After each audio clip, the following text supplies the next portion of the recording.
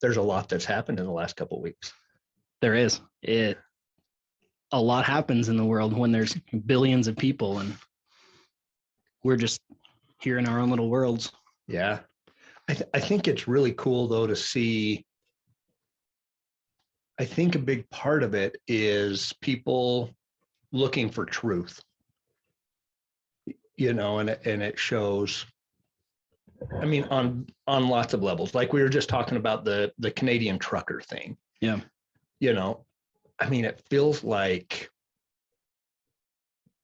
and it's not just because of one issue or one thing. It feels like people are just like, I'm tired of this. Yeah. It's kind of coming to a head. Yeah. And it's just all revolved around truth. I don't feel like anybody is, the people that are finally starting, like the truckers or the people that are speaking out and supporting Joe Rogan, for example, or something, not trying to force their will on anybody or anything else. They're just saying, we want to do our thing. And we feel like it's getting to a point where this is all false, wrong. It's not true. And we're going to stand up for truth. Yeah. It's crazy. It's pretty cool. It is cool. It's cool that they've stood up and, they drove to Ottawa and they go, all right, we have 2 to 4 years of funds that have been donated. Here we are. We're willing to wait 2 to 4 years. See, and I haven't looked into it that much. So they're willing to, so, I mean, I've seen like some of the headlines and some of the, I watched a couple videos on YouTube or whatever that was the people supporting them as they're driving by and stuff and feeding them food, having food set up and stuff.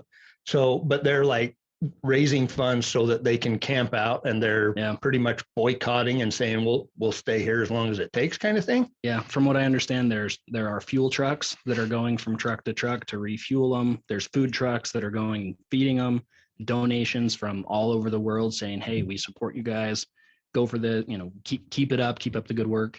And 2 to 4 years, the organizer, one of the main organizers of it said, we have 2 to 4 years of funds to just keep these guys doing what they're doing. I saw a meme and it was like, the truckers should just tell the government 2 weeks. We'll just be here 2 weeks. Yeah, no kidding, huh?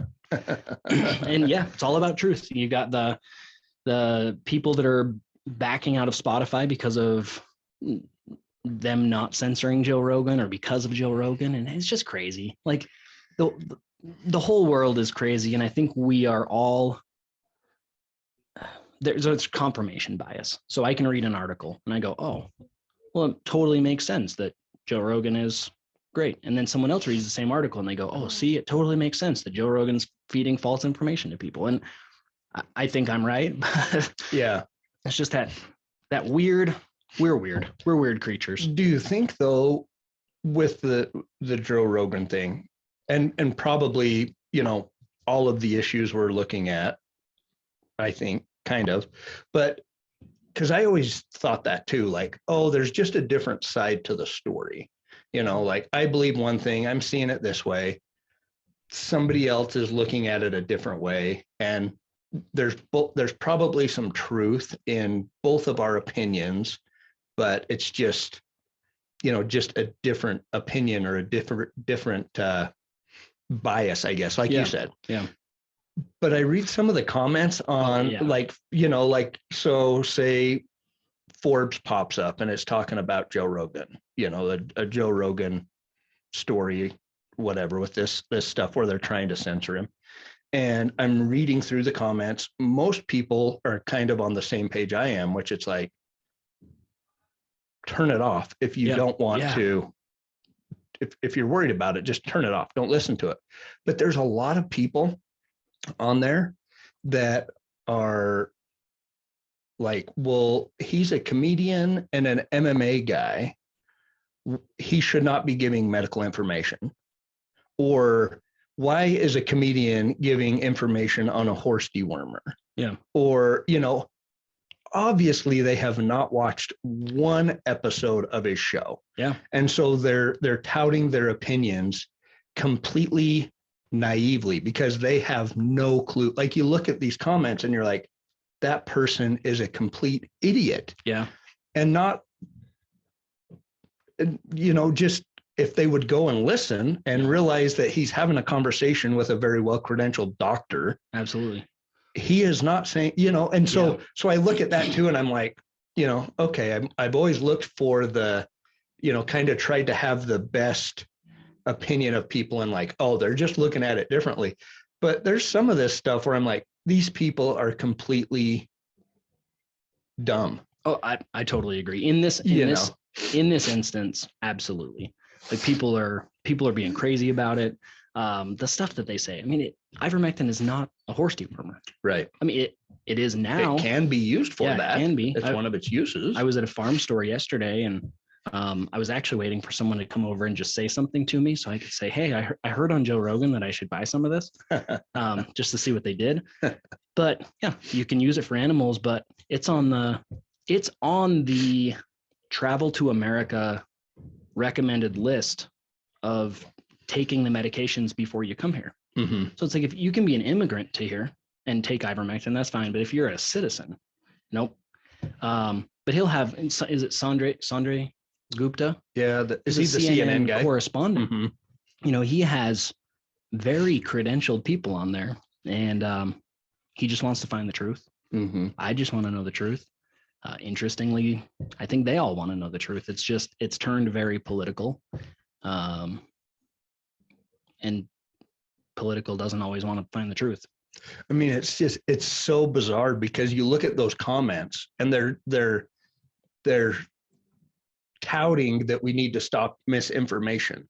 But their comment is the misinformation. Yeah. Their comment is completely false. And yet there's a whole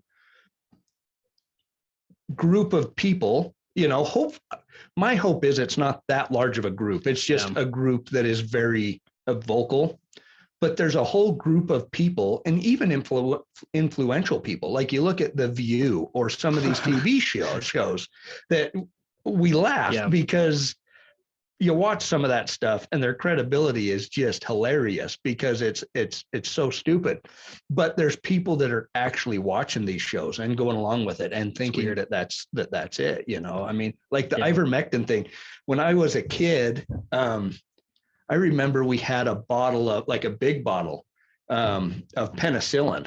And it had like coach's tape on it and a pen that said penicillin. Well, my dad had gotten it from the vet. Our neighbor was a vet and had gotten it just to have it on hand in case we needed it, Yeah. Well, obviously he's a vet, so he's given it to animals as an antibiotic. Does that mean that penicillin it can be used, but just because he's given it to an animal doesn't mean, it's just it doesn't take a very, very much thinking to come up with the truth in some of these things and actual truth. That's not opinion. It's truth. Yeah. There are actually ivermectin pastes that go to the vet, and it's just a couple manufacturers, but they go to the vet and it actually says on there, not for animal consumption, for human use only, which is the opposite of a lot of, if you go to a farm store and you get that stuff, it's going to say for animal use only, not for human consumption. Well, this is reversed. It was used for humans, but you can also use it for animals. And that this stuff is being battled in the court system and all of this stuff. It's like, man, how about you just let me do me? You do you. You said The View. Whoopi Goldberg. Did you hear what she said the other day? Yeah. I just saw a snippet of it, on the Holocaust online, but, was not about race. It was not about race. I'm like, okay, so same line of thinking. Joe Rogan is an MMA guy and he's a comedian, so he should have nothing to do with medical advice. Whoopi Goldberg is an actress. Then she should say nothing about the Holocaust. No, she can say whatever she wants to say. Joe Rogan can say whatever he wants to say. I'm just not going to listen to Whoopi Goldberg and Joy Behar or whatever her name is. I'm happy to listen to medical experts that Joe Rogan brings on, and I should get on and research those guys and see if they're credible. And, he could bring in a fake doctor. And if I don't do my part by getting in and going, hey, what am I listening to? What am I consuming? That's my fault. But in society, we take fault completely out. It's Joe Rogan's fault. Mhm. This is all Joe Rogan's fault. No, this is my fault for listening to false information, whether it's on Joe Rogan's show or CNN. In this case, 95% of the time, I believe the CNN is incorrect. Well, and I think that shows as a society where we've screwed up, where we don't have personal responsibility. Yeah.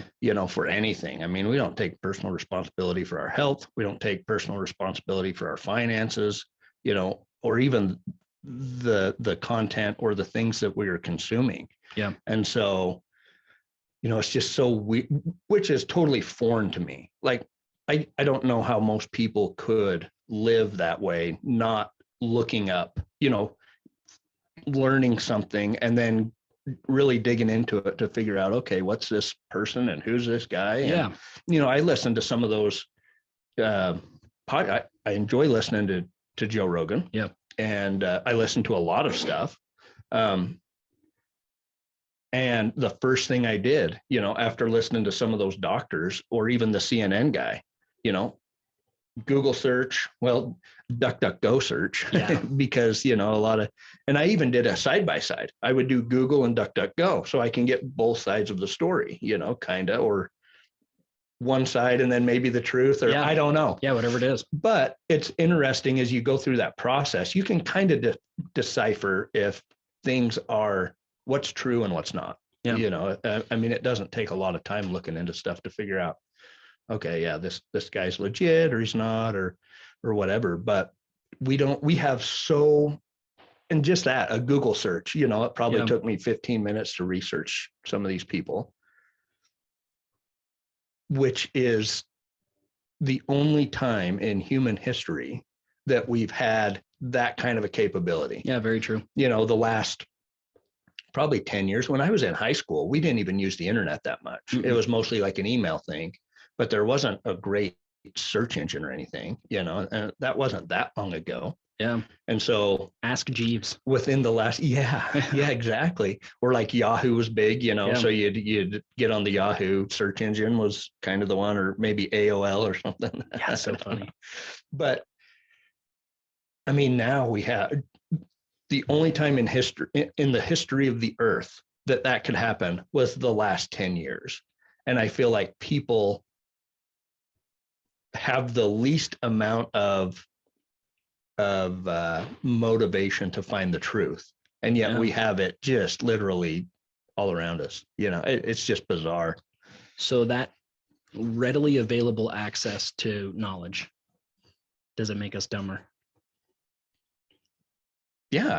I mean, I think we've shown it. I think as a society, yes, for the ones that are truly seeking, then, probably not. Back in the day, they would go, okay, I need a mentor. So I'm going to move and I'm going to hire Plato to be my mentor. And he had knowledge from the Library of Alexandria, but those were very hard to access back then. Mm-hmm. So these are, I don't know. I'm just, my mind's going off a little bit into, the philosophers and everything. Well, but even back then, they purposefully hid the knowledge from people so that they were enslaved to them. Yeah. Right. I mean, there was only, that was the big deal when they translated the Bible and printed the Bible and made it, to where it could be dispersed to people. Yeah. That was a big deal because the government and the leaders wanted that knowledge and that power so that they could control people. Yeah. And maybe we're seeing a pushback now, true. Where they're going, well, you can't listen to him. We're the only ones that tell the truth. You got to come to us for your news and come to us for your, stuff. That control is leaving some of these big institutions.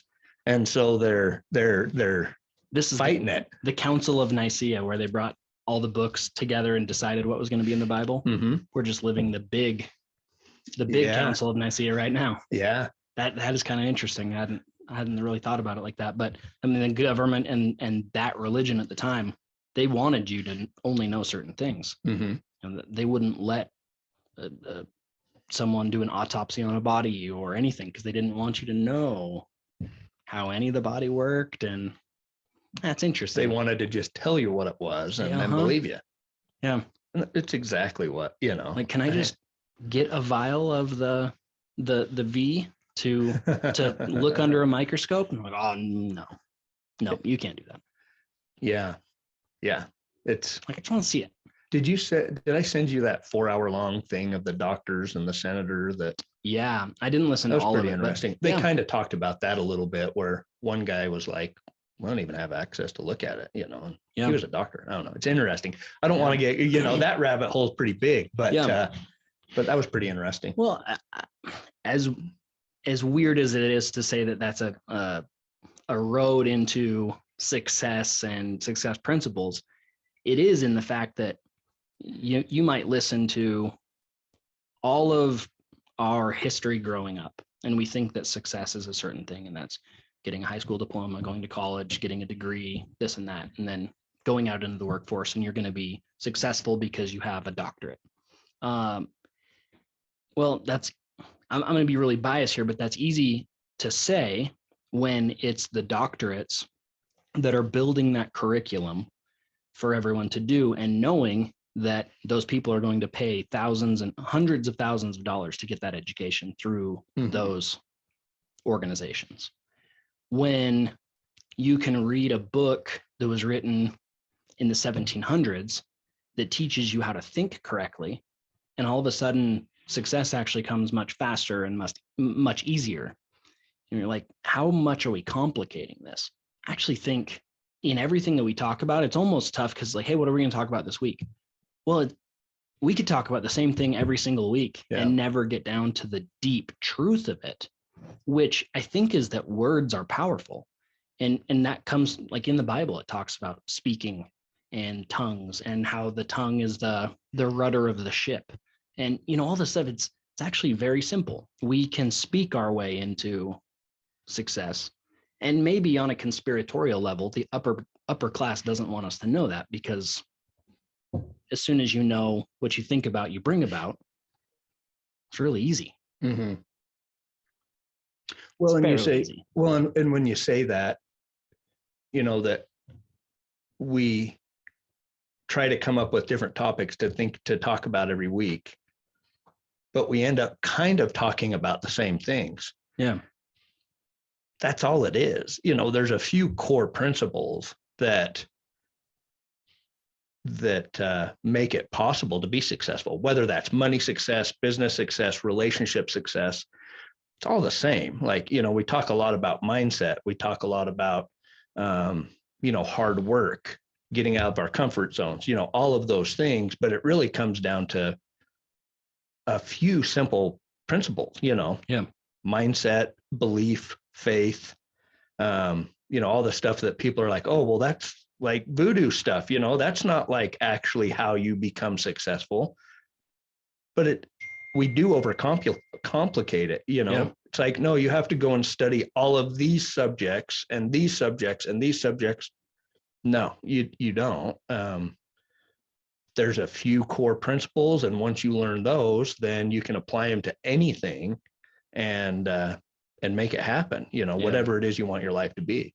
Yeah, I totally agree. I think we way overcomplicate stuff. Yeah. And sometimes it's easy. I enjoy watching all of the political stuff that's going on. And I like the conspiratorial subjects and all of that. But really, it does kind of detract our mind away from things that, really, really matter. Now, the state of the nation does matter. I just can't do anything about it right now to fix it. I can start working in that direction and everything. So it's fun to talk about. I think it's important because we can derive truth from all different places. But sometimes I think, we scroll through TikTok or Instagram or whatever, and it's pretty easy to get sidetracked.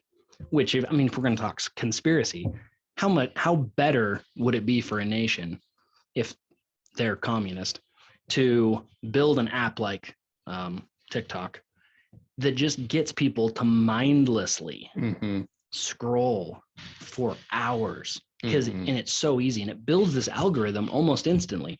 For me, it's barbecue,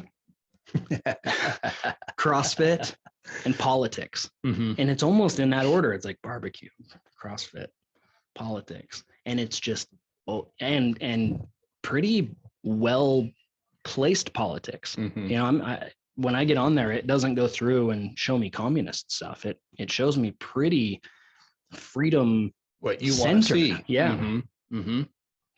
Yeah, it is. It's um it's interesting. Yeah. I feel like, and I kind of had mentioned this before we started, I feel like the last 2-ish years, kind of like I think about, remember at the beginning of the whole thing and we were quarantined and at work, Yeah. we were just they split us up. So they were sending people from our central station out to other stations so that we were distance away from each other. And me and you were just out at one station. Yeah. Like I think about that. That was that 2 years ago? Or Yeah. that seems like a long time ago. Yeah. And it seems like a lot has happened since then. Like a lot of stuff that I never ever thought we would see or have to deal with or think about, like just wading through tons of information and scenarios and things like that to really stay focused on what we believe is true. Yeah. But the last 2 years has been crazy thinking about that. Yeah, very true. But honestly, like as far as myself, my life, my focus, my inner vessel, I feel like it's the best 2 years that I've ever had. Like and so the only reason I bring that up is we get to choose. I know the last 2 years have been really tough for some people, extremely tough, but for others, and I think it has more to do with the individual than the environment and the things happening. I think it's great. Like I look through some of this stuff and I'm like, there's some exciting things going on. And on the other side of that, there's some scary things going on too, but it's just like, it's exciting to be a part of. It's exciting to wade through and say, okay, where do I stand on this? Where do I think is the truth, or what decisions am I going to make in my life? And it kind of builds, as we make those tough decisions, as we come through and thrive in making those tough decisions, builds our confidence. Yeah. It builds our success, our mindset, everything else just makes us stronger. So I think it's fun. It's been great. I think it's been good. Yeah.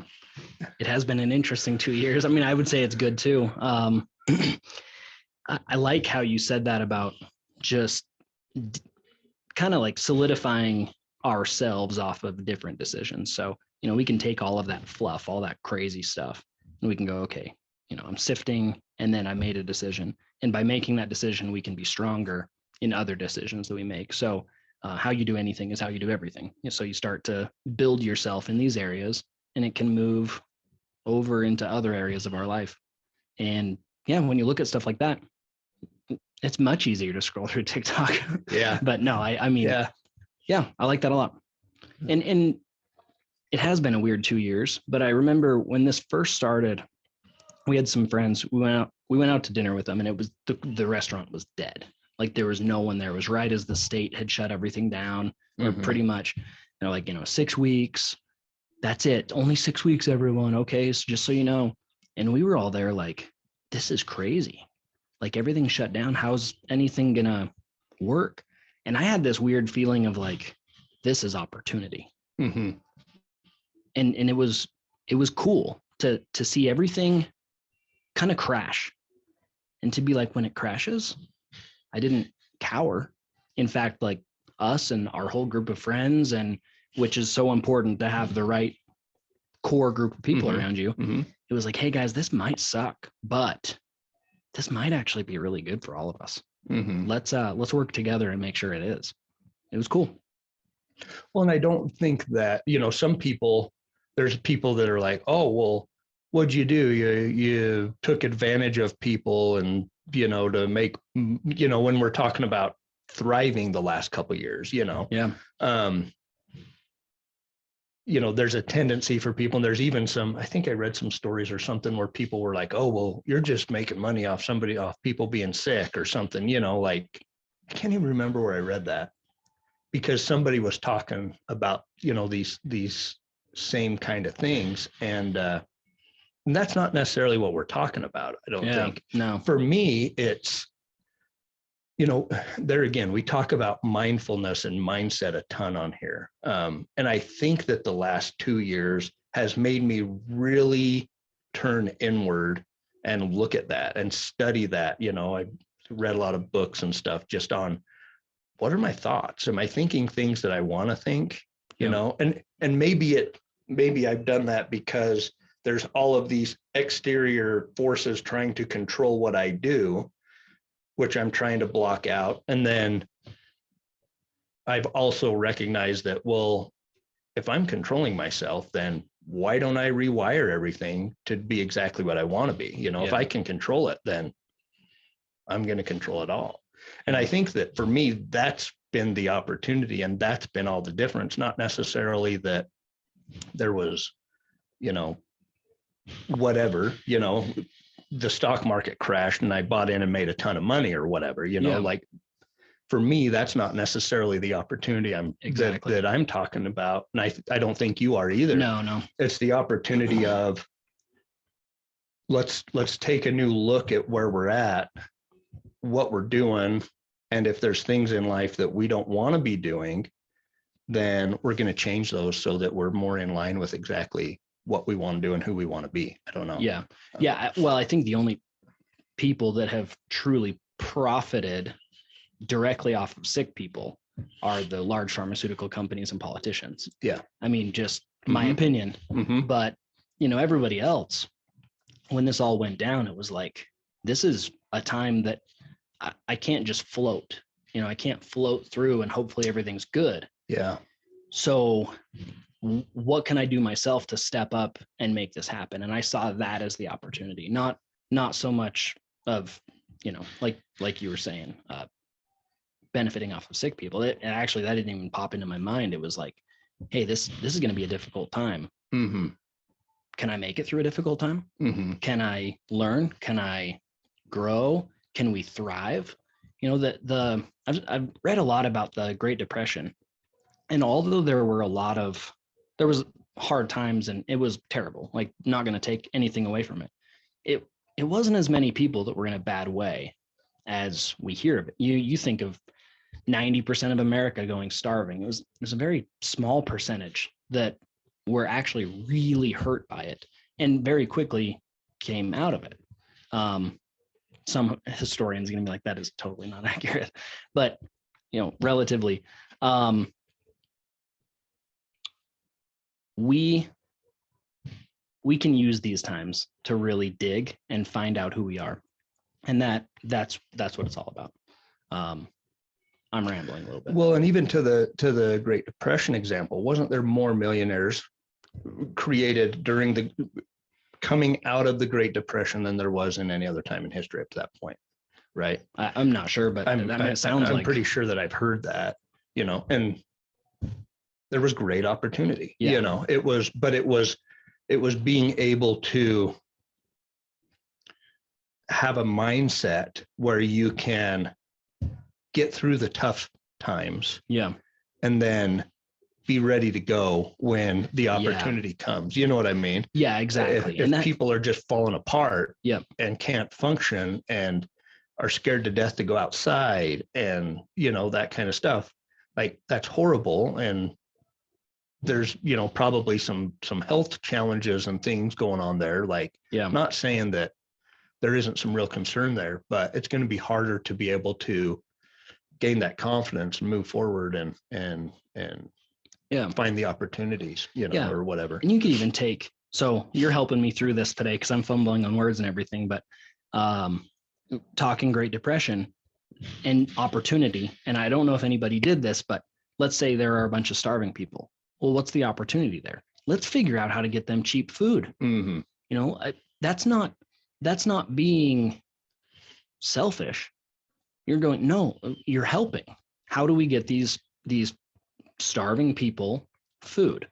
Now, we're not going to do anything. If I'm starving myself, I'm not going to go do it all for free. I'm going to feed my family while I do all those things. Mm-hmm. But that's also where there's this idea that capitalism is just completely selfish and it's evil. It's not. It's incredibly giving if it's done in the free market. Mm-hmm. Because if I'm extremely selfish and I'm just trying to profit off of sick people, well, people are going to see that and they're not going to support that in a free market. Yeah. Yeah. Well, I mean, that's all entrepreneurship is solving problems, and so, we get a distorted view from certain political groups and stuff on what capitalism is, that people are greedy and stuff, but all it is solving problems, and you're solving problems for people. There has to be obviously somebody that you're serving and solving problems for when you're doing a business or whatever. And I think it's interesting to see people's view on this, because we get such a distorted view of it that is just so bizarre. But when you actually just take it down in the simplest terms, exactly like you said, like, we're going to feed these people, like, that's all it is. There's an opportunity there to serve. There's a problem there. Somebody has a problem and I'm solving that problem. There's a bare piece of dirt, or there's a house that is all run down and stuff. Well, that's a problem, and if I can figure out a way to add value to that, then I've solved the problem of that house being worth nothing. And I've solved the problem of somebody being able to live there in that house or whatever. Like, any business can be traced back to that very simple thing. There's somebody that has a problem, and there's somebody that has a solution to that problem and is working to do that. Yeah. You'll hear, they'll say best way to elevate yourself financially is find a problem and solve that problem. And in today's world, we don't have a lot of problems, but we do love convenience. So as far as business goes nowadays, convenience is great. I mean, you can hop on Alibaba.com.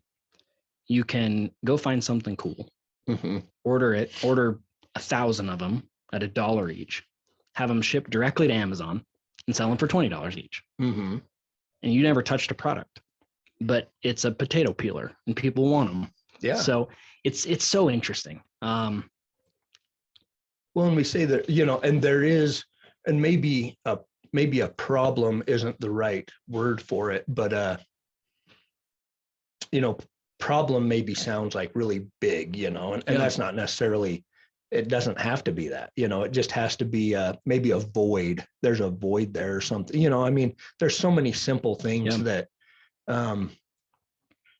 like back to the house example.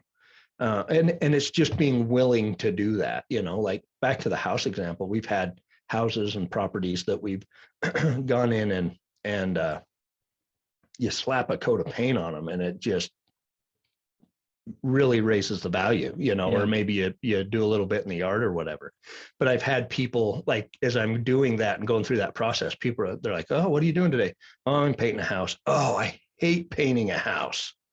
I hate it. And I'm like, I love it. I painted this house and was able to raise the value by $35,000, slapping a coat of paint on it, Yeah. And so I think that it's just being a little bit open to finding problems that maybe other people, or voids, or, ways to create value where other people are overlooking it or don't see it, and the cool thing about that is when you do more opportunities, when you maybe take some risk, look into that, or you take some risk, or even looking into, you become educated to find more. Yeah. You're looking into that more. And so we've talked about in the past, like, what you focus on will grow and build. If you're in a position where you're not looking for opportunities and stuff like that, then you're not going to see them. Once you start like finding and looking for some opportunities, then you realize, man, there's opportunities all around. So anyway, they're everywhere. So we talked a little bit how it's easy to get sucked into social media, and something that I've done, because I like scrolling through Instagram and TikTok and stuff. Sure. I'll make myself follow things that matter. So like NFT.wealth. I follow them. I follow a few different people where even if I'm mindlessly scrolling, I'm like, oh, there's a success principle. Oh, there's this. Just something that I've done that, you know, maybe people can think about. Just follow some successful people, and at least it makes some of your social media time a little bit more valuable. But it's nuts. Like that example that I gave about Amazon, I started to look into it. That's a great way to bring, you're giving people in China a job because they got to manufacture all of this. Then the shipping, then Amazon, which, you know, is what it is, and then goes to the consumer, and you're just a middleman, and there's just so much. It's that you can sell ice cream, you can do whatever you want. Well, and that's what I like doing too, along those lines, is scrolling through reels or something like that. And that's where I've come across a lot of like ideas that I never even would have thought about. Not that I've, you know, that we've shared on here. Yeah. Like the ice cream guy, or like the hoof guy trimming the hooves and stuff, you know, like that's, I kind of do the same thing where I look at it as seeing how cool it is that people come up with these creative ideas and build them into businesses, or, you know, even take the business part out of it. They're creating value for people in the way of entertainment, education. You know, it's pretty cool. And complete industries that are being changed because of it. So comedy is one. Like memes are a form of comedy that, like Joe Rogan, for example, he loves memes because they're so different than the comedy that he's used to. And he's just like, that's an art form. He's like, I don't have it. But for someone else, they make millions off of meme pages. Yeah. And that's awesome. Or the hoof guy, the guy that goes up and asks people what they do for a living in their nice cars. It's just so interesting. Kids. My kid loves an iPad, our 11-year-old, and he loves like these really simple games, and it bugs me. I hate screen stuff. But then you got people like Gary Vee that's like, no, you can't suppress your kids right now on that stuff because they can become a coder, or they can this, they can that. What advice does Matt have about me being annoyed at my kid being on screens? It's something we struggle with too. I think everybody probably does. I don't know, because we like it's, and I do it too. And so it's hard for me to, like, first thing in the morning, they get out of bed and they're like, if we're not right there saying, hey, go, you know, get ready for school or whatever, it's like they're searching out like first thing in the morning to grab something. But I do the same thing. Yeah, me too. Like I get up and I grab my phone. A lot of times it's because my alarm's going off or whatever, but I'll usually get sucked in. You know, I have personal development and meditation stuff that I listen to every morning. And so to them, I'm doing the same thing. And then I'm telling them that they can't look at their screens, but I'm looking at my screen. Yeah. You know, it's tough. I don't know. I don't know. We try to really we try to balance it, and balance isn't the right word because screen time is just something that can happen anytime, but we try to really keep our kids involved in activities, you know, physical activities, social activities, things like that. So that, you know, like Bodie goes to jujitsu and he actually, so there's jujitsu here in our town 2 days a week. And then that same school has it in another town for 2 days a week, like separate days. And he was going to miss a testing day where he gets to advance. And so we decided to take him down to the other class. And so we, you know, I mean, it takes some time and it's, you know, it's not convenient, but we went down there and he really enjoyed it. And he's like, I want to go 3 days a week, you know? And so part of me is like, well, that's not convenient. We have to drive down there all the time. But the other part of me is like, well, at least that's time that he is pursuing something that he's excited about that's not on a screen. Yeah. And so we try to, anytime that there's activities like that they want to do, we try to be really on top of doing them, but we're not the best at that either, you know, but we have them really involved in stuff. That's cool. That school and that instructor is very good at teaching those kids life skills, life philosophy. And I've enjoyed just listening to his classes because I'm in there, I'm like, dang, like he's really teaching these kids it's good stuff. You know, Yeah. I'm there. I'm like, I just want to listen to what he's going to say. He's really good. And it just kind of shows jiu-jitsu itself, you know, that discipline and that self-mastery. Mm-hmm. You know, it all kind of goes back to success and just, Yeah. you know, Plato talked about, no, not Plato. Well, Plato probably did, but Pythagoras, that control over oneself is the ultimate. Mm-hmm. And you're like, oh, okay. Well, that's hard.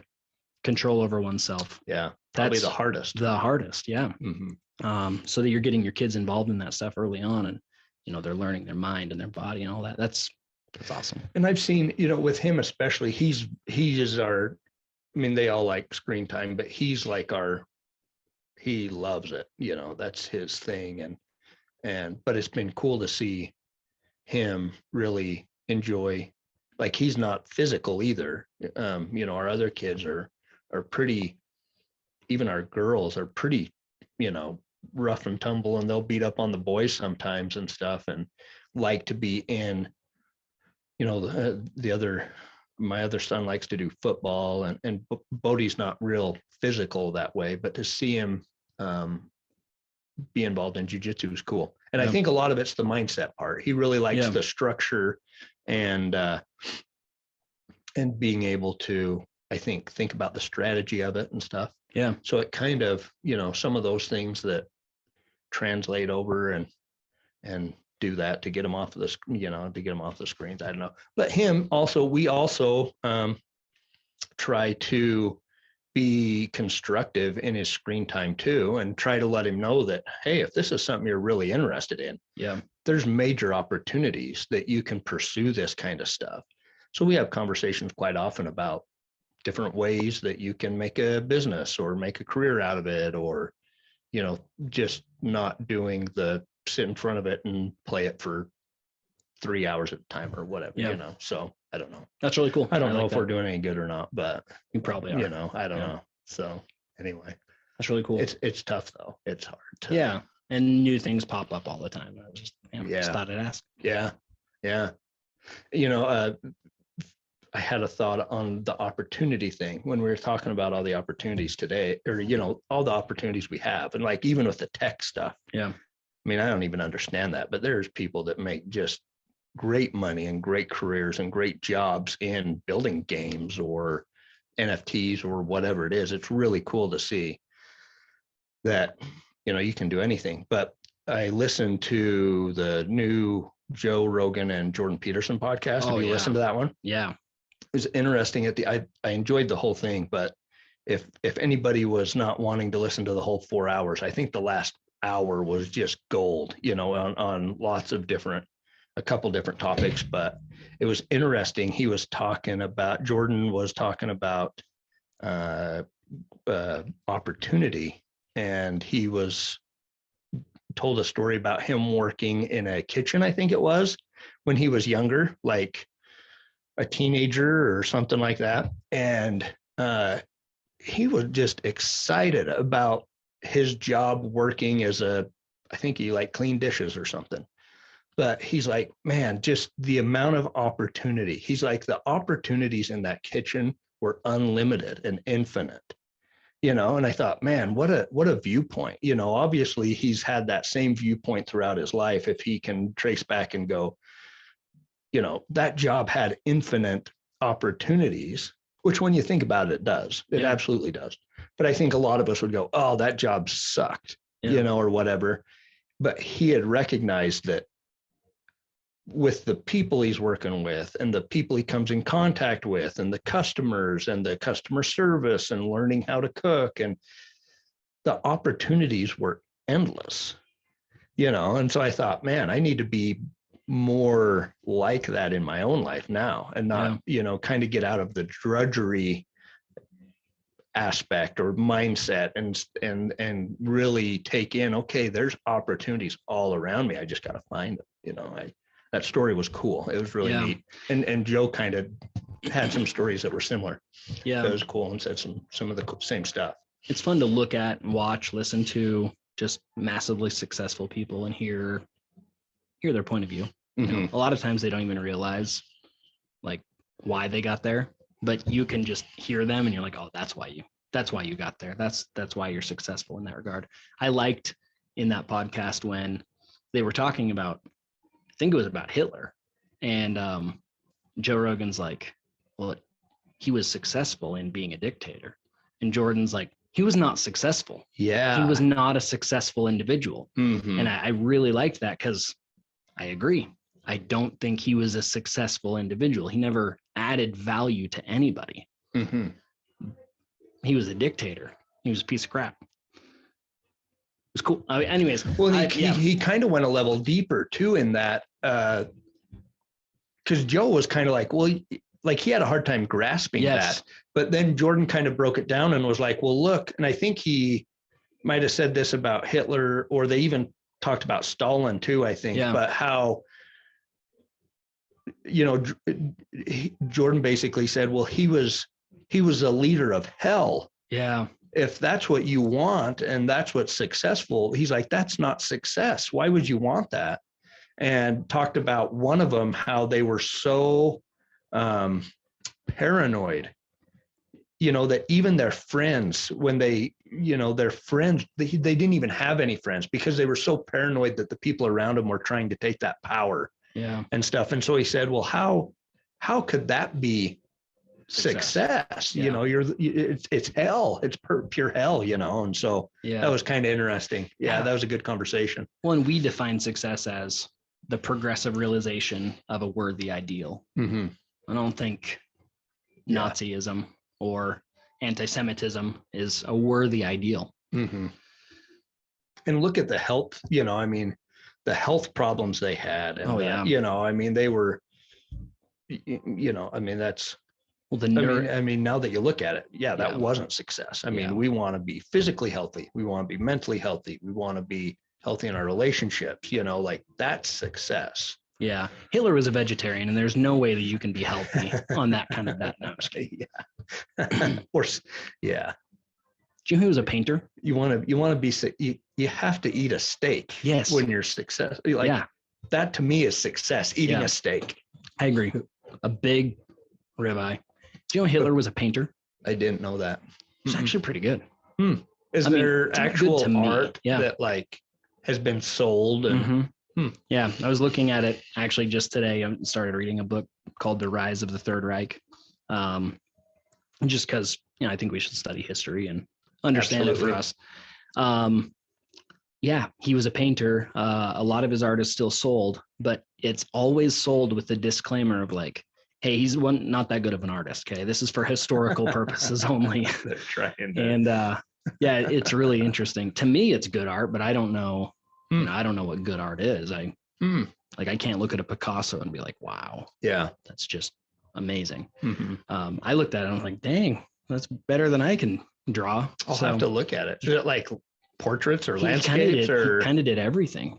He was trying to, he was just kind of trying to make it at the time, and he wanted to be a painter. So he started to do commercial stuff and private stuff. So there was landscapes, there was like horses and buggies, and if someone would buy like a I want to say in Vienna, they'd buy furniture and then they'd put a tag on the back of it, and he would like make those tags. So not necessarily art, but like the cool drawing or the cool words or whatever.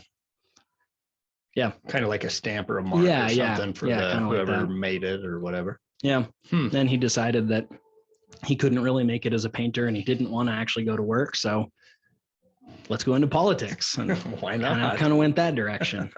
But I've always been fascinated with World War II in general. For lots of different reasons, but like I think it's really cool that we have YouTube.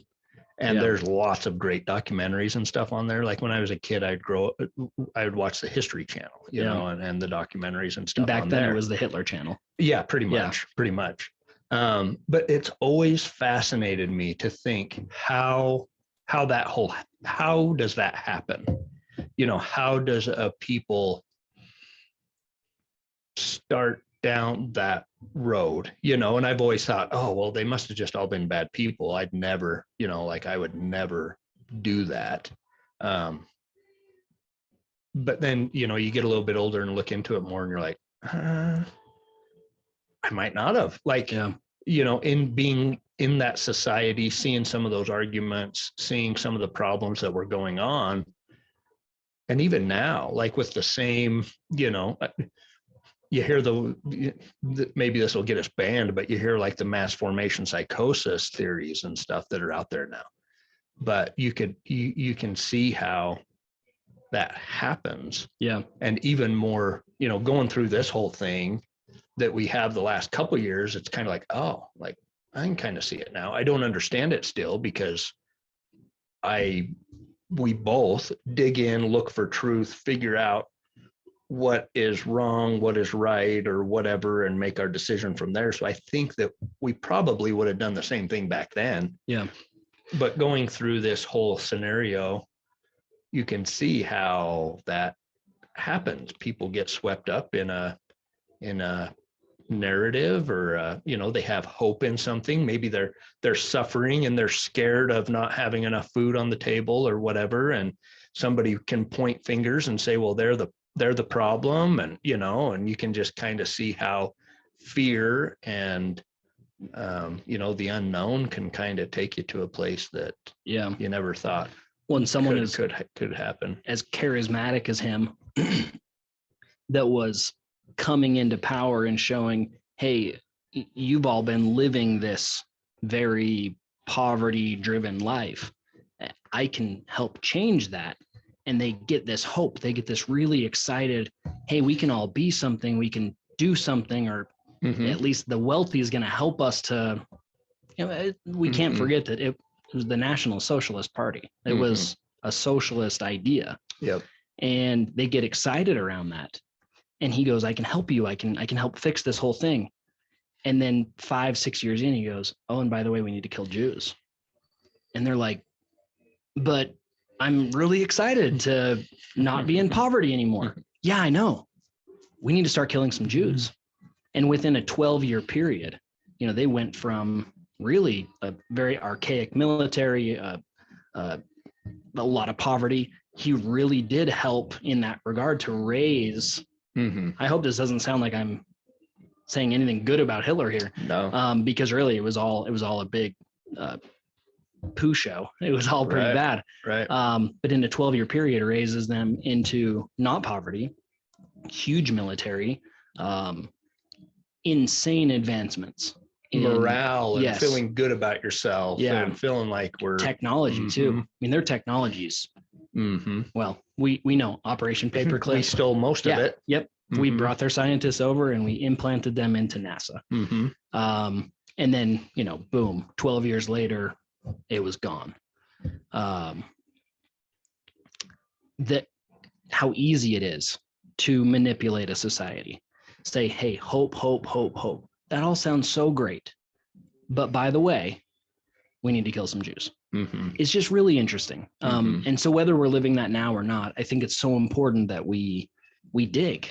And that's why we can't shadow ban, or we can't ban people like anybody Rogan or anybody. Yeah. I don't care what Whoopi Goldberg says. I'm going to research and go, well, actually, wait, what was the Holocaust about?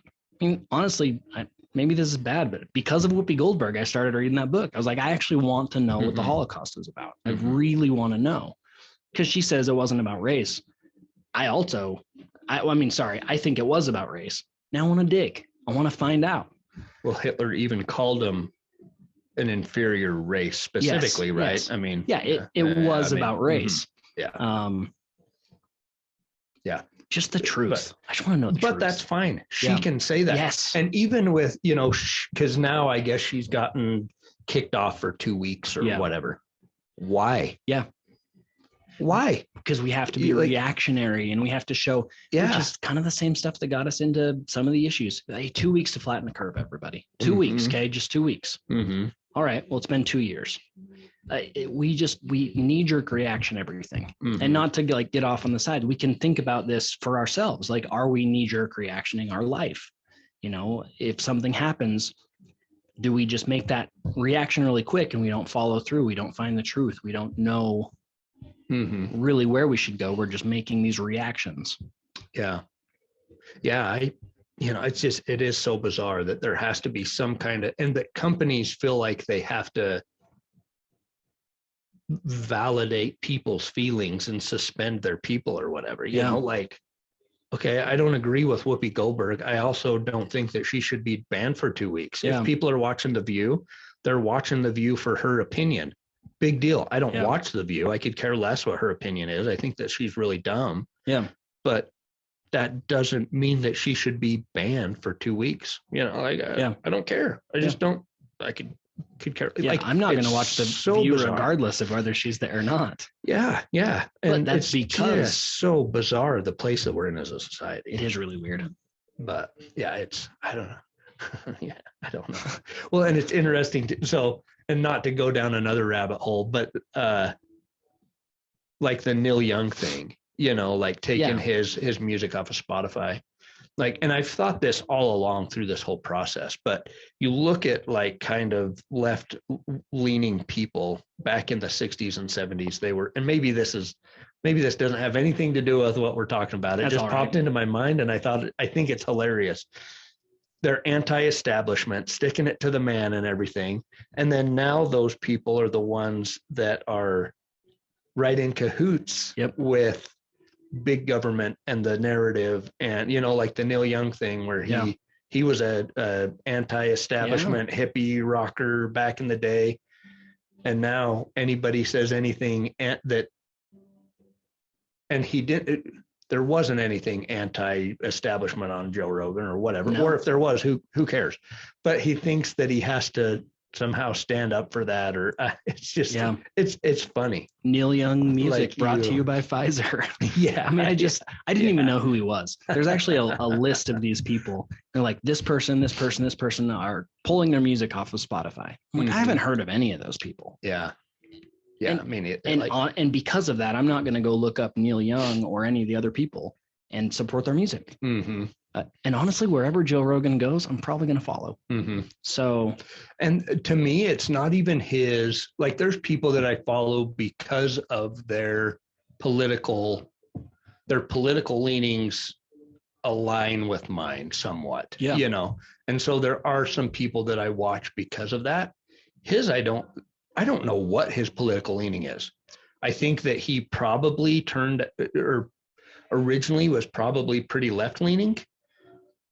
And it seems like he's become a little bit more neutral in some of his opinions, but in others, not necessarily. And I honestly don't give a crap. Yeah, I think he leans pretty far left still, except for a couple issues. Yeah, maybe like hunting and that kind of stuff. Like he's kind of moved a little bit in that. Yeah, but I don't listen to him for his politics. I listen to him because he doesn't ever really express them that much. Yeah. Yeah. I love who he interviews, and I love how the guy interviews people. Mm-hmm. He's such a good conversationalist, and then I can pick and choose who I want to listen to as well. Yeah. Nothing against Carrot Top, but I was going through the other day. I was like, hey, who do I want to listen to? I don't care to listen to Carrot Top. I don't. It just wasn't something that interested me. That's how we should live. Mm-hmm. Hey, I'm clicking through and I see The View. Well, I don't want to watch The View today. Okay, cool. But I have the opportunity to watch The View because we're not going to pull them off the air unless you're Whoopi Goldberg. Mm-hmm. I can go to CNN and see their opinions that I don't agree with, but it's still there. I'm not calling for them to ban CNN or to censor them. Mm-hmm. No, let them do their thing. Like, let's just self-responsibility. Yeah. Well, and I think the problem is a lot of people rely on that they take exactly what these people are saying as gospel, whether it's CNN or Fox or whatever, which is just wacko. But yeah, it's just, same thing. I don't listen to that many Joe Rogan podcasts because there's only a handful of people that I care to even what their opinion is anyway. I usually don't listen to the comedian ones or the MMA ones because it's not stuff that I'm into. But it is weird. There was something else I was thinking about, but I can't really remember. I don't know. But it is a bizarre place that we're in as a society for sure. If today had a topic, it'd probably be like taking 100% responsibility for oneself. Yeah. I mean, that's really finding truth, or, yeah, something Yeah. like that for sure. Yeah. Yeah, it's really easy in this society to just get caught up in whatever it is, Mhm. whether it's politics or keeping up with the Joneses, or whatever it is. Just Mhm. it's easy. So focus on ourselves a little bit. Something bringing up Jordan Peterson, he says, get your own house in order Mhm. before you go and try to change someone else's. That Yeah. just focus on ourselves a little bit. Responsibility, find your own truth. Yeah, that's what it is. Absolutely. That's No, what today is about. That's it for sure. And that's the most important part. Yeah. And I think everything else kind of falls in. Everything kind of figures itself out if you can focus on that and do that. If you're Yeah. really curious about, what do I want? What do I want to think about? What do I want to look at? What do I want to watch? Whose opinions do I want to listen to? What kind of money do I want to make? What kind of people do I want to network with? Yeah. You start really working on some of those things, and it kind of just works itself out. Like it really does. Those are Yeah. important stuff. Asking yourself those questions. How often do we sit back and we go, what do I want to think about? Mhm. I don't know if we ever sit back and think that. So I like that. Cool. It's good. That's great. Okay. Well, we're going to get back together tomorrow, Mhm. and I think, We'll are chat we going more. to start doing like 2 episodes a week? it'll be fun. Yeah. I'd like to. On weeks, so we can make it happen. And Yeah. it'd be great. And then we've got a little roadmap to just put more content out as far as taking stuff from these and Mhm. shifting it into other networks and stuff. So Yeah. Just transparent with people. We'll probably hire someone to do some social media or something to just get it out there more. And if anyone ever has any questions, like we love to chat and talk, Yeah. and we just want to see everyone successful. Mhm. Yeah, for sure. That's what this is all about. So Cool. thanks for today. Yeah. We'll, Thank you. That's great. See you tomorrow. See ya.